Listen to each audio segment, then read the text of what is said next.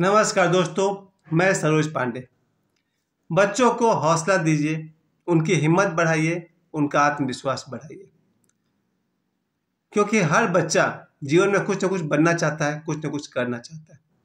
ये और बात है कि वो उसके काबिल अभी है या उसे काबिल बनना होगा, लेकिन किसी भी बच्चे को हतोत्साहित करना, उसके मोरालिटी को गिराना कोई अच्छी बात नहीं है। मैं आपको एक फ़कीर की कहानी सुनाता हूँ। सबसे पहले जो ओशो ने हम लोग को सुनाई है। एक राजा की लड़ाई होनी थी, किसी दुश्मन राजा थे, और जो इस देश का राजा था उसको पूरा ही खतरा था कि वो हार जाएगा। फिर उसने अपने मंत्री से सलाह लिया और मंत्री से पूछा कि ज़्यादा खतरा तो यही है कि हम लोग ये युद्ध हार जाएंगे, क्योंकि जो दुश्मन देश का राजा है वो हम पर आक्रमण इसलिए कर रहा था ताकि वो यहाँ पर राज कर सके। ऐसे में हमें क्या करना चाहिए? राजा ने देखा कि हमारी स्ट्रेंथ, हमारी जो क्षमता है वो कम है, हमारे सैनिक भी कम है। तो उसने मंत्री से पूछा कि मंत्री, आप तो बुजुर्ग हैं, काफ़ी आपकी उम्र हो गई है, आपको अनुभव है, तो बताइए इस युद्ध को हम लोग जीत पाएंगे? मंत्री ने सोचा, संदेह तो उसे भी था कि बहुत मुश्किल है जीतना, पर मंत्री ने कहा कि यहाँ पर हमारे राज्य के बाहर सीमांत पर एक सन्यासी रहता है, एक फकीर रहता है, चलिए उससे हम लोग आशीर्वाद लेते हैं। जाना तो है ही, युद्ध तो करना ही है, तो फिर किसी फकीर का आशीर्वाद लेने में क्या हर्ज है। और राजा, मंत्री और बाकी सभी सैनिक निकल पड़े युद्ध के लिए, और सबसे पहले वो लोग फकीर के पास पहुंचे और फकीर के सामने उन्होंने अपनी बात रखी कि दुश्मन देश का राजा हम पर आक्रमण करना चाहता है, आज युद्ध हमें करना ही है, और हमें ज़्यादा विश्वास है, बल्कि खतरा है कि हम लोग ये युद्ध शायद नहीं जीत पाएंगे। फकीर ने कहा, क्या बात करते हैं आप लोग, नहीं जीत पाएंगे? उसने अपने जेब से एक सिक्का निकाला और कहा, सामने काली माता का मंदिर है, चलिए वहाँ चलते हैं।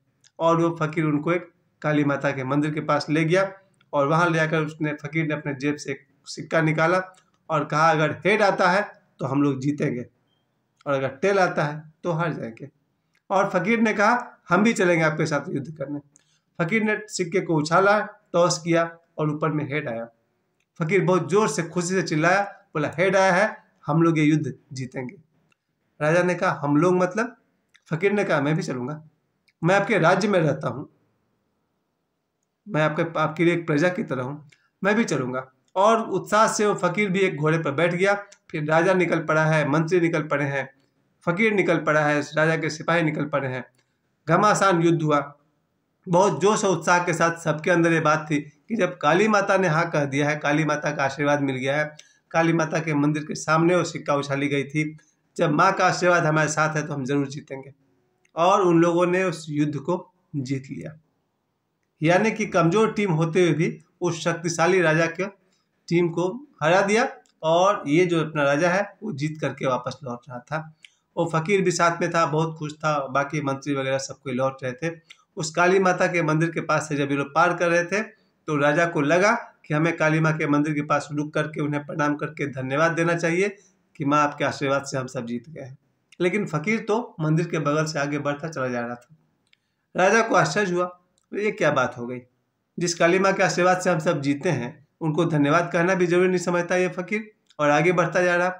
तो राजा ने पीछे से आवाज दिया फकीर को कि रुकिए महाराज, जिस काली माँ के आशीर्वाद से हम सब जीते हैं उन्हें धन्यवाद तो कर लें, चलिए एक बार मंदिर के अंदर प्रणाम कर लें।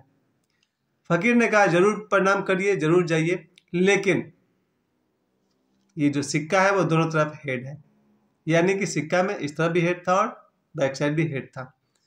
फकीर ने कहा, मैंने जानबूझ के सिक्का उछाला था ताकि आपके अंदर हिम्मत आ जाए, पॉजिटिविटी आ जाए, आत्मविश्वास बढ़ जाए, और वही आत्मविश्वास ही आप लोग के जीत का कारण बना। इस कहानी से हम लोग यही सीखे हैं कि जीवन में जहाँ कहीं भी जब आपका बच्चा पढ़ने बैठता है उसे भरपूर आशीर्वाद दें, भरपूर शुभकामनाएं दें।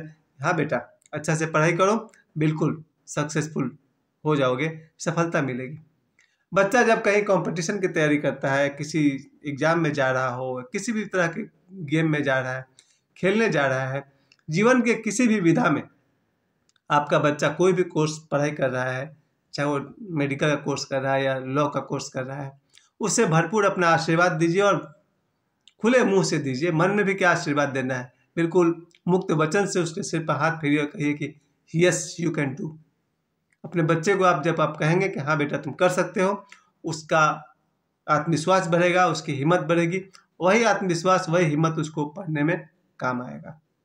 तो याद रहे, आज से हम सब अपने बच्चों को, वो जो कुछ भी बनना चाहता है, अगर आपको लगता है कि उसका रास्ता उचित है, उसने सही रास्ता चुना है, तो आप सब उसे ज़रूर अपना आशीर्वाद देंगे। तो आज से हम सब अपने बच्चों का हौसला ज़रूर बढ़ाएंगे।